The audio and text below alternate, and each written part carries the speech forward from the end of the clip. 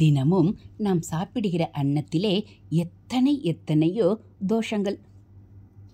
விளைச்சலில் தோஷம் இல்லாவிட்டாலும் அதை விற்ற வியாபாரி மனசில், சமைத்தவர் மனநிலையில் என்ன ஓட்டங்கள் இருந்ததோ தெரியாது. அந்த உணவு பண்டம் நமக்கு ஆகாரமாக வேண்டும் என்பது பகவான் இட்ட பிச்சை.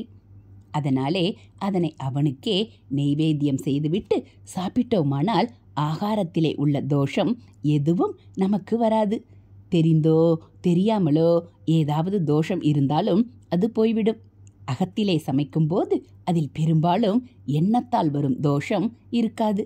ஸ்திரீகள் தினமும் சமையல் எல்லாம் முடித்துவிட்டு இரவு அடுப்பை துடைத்த பிறகு சிறிய கோலம் ஒன்றை போட்டு அடுப்பின் பக்கத்தில் உள்ள மேடையில் ஸ்ரீ அக்ஷயம் என்று அவரவருக்கு தெரிந்த பாஷையில் எழுதி வைக்க வேண்டும். இப்படி செய்யும்போது ஸ்ரீ ஆகிய மகாலட்சுமியின் அருளால் வீட்டில் ஐஸ்வர்யம் பெருகும் என்பது நம்பிக்கை. செலவு எதுவும் இல்லை, ஆனால் வரவு உண்டு என்றால் நல்ல விஷயம்தானே. எல்லாருமே செய்யலாமே.